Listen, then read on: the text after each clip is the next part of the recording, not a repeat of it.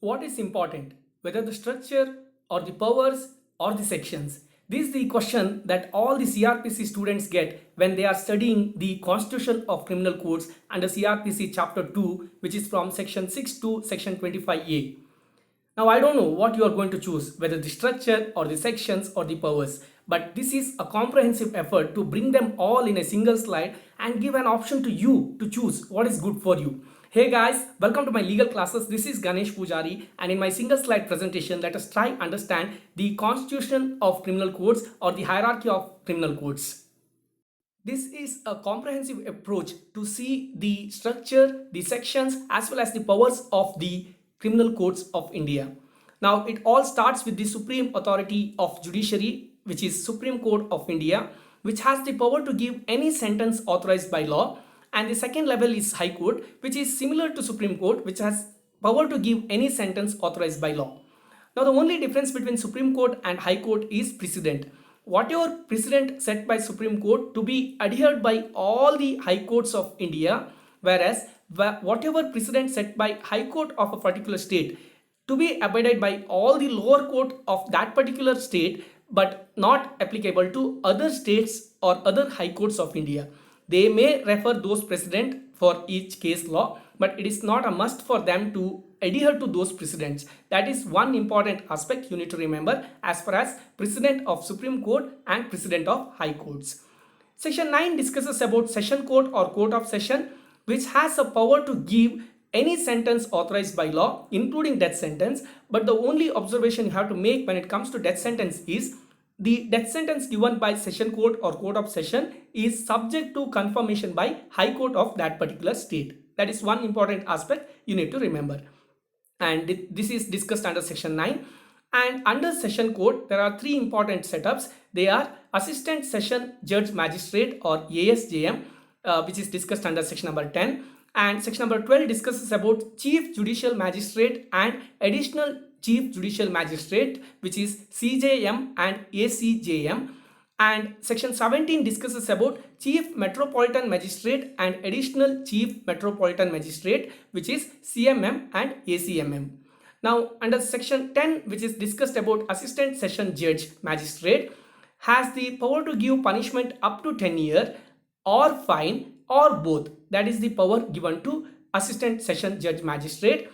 Whereas Chief Judicial Magistrate and Additional CJM, which is applicable for all the district of a particular state, if it is not a metropolitan city, they can give punishment up to 7 years or fine or both. That is the power given to CJM or ACJM. And section 17 discusses about Chief Metropolitan Magistrate and Additional Chief Metropolitan Magistrate. Now, when it comes to Metropolitan Magistrate, you need to remember how metropolitan cities are identified. Wherever there is more than 1 million population, that means 10 lakh plus population, it can be notified by that particular state as a metropolitan city, and those can have Chief Metropolitan Magistrate or Additional Chief Metropolitan Magistrate. And this court has the power to give punishment up to 7 years or fine or both.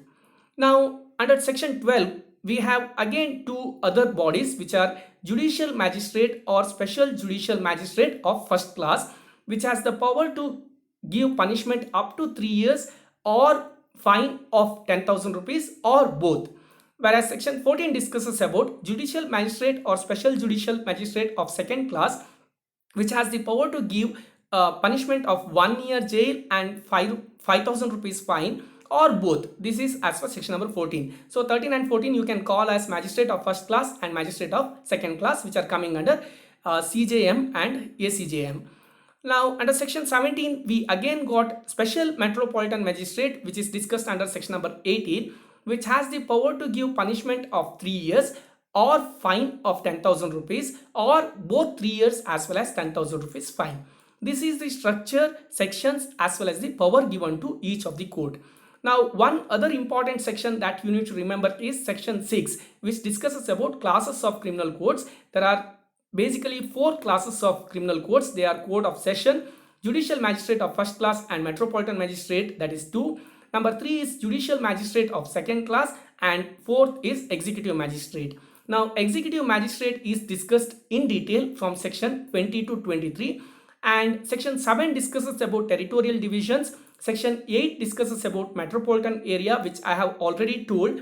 Wherever the population is more than 1 million, which is 10 lakh, the state government may notify that as a metropolitan city, and they can have a CEMM or ACMM.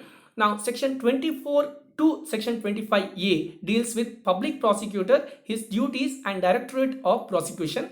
On this, I will try conduct an independent session. And as I already said, section 20 to 23, any executive magistrate may be appointed to be an additional district magistrate is discussed. This is all you need to mention when it comes to hierarchy of criminal codes or constitution of criminal codes under chapter 2 of CRPC, and I hope this helps. With that, I'm taking off from this particular session and happy to see all those comments which are mentioning that you are depending on my videos rather the notes. Now, there are a lot of topics which I have not covered. Guys, please remember you have to cover them also, because this is not a complete video series. I'm trying my best to add as much as possible in a quickest possible time. Please subscribe my channel. Please like, share and comment my videos. All the very best for your exams, and thank you so much for watching me.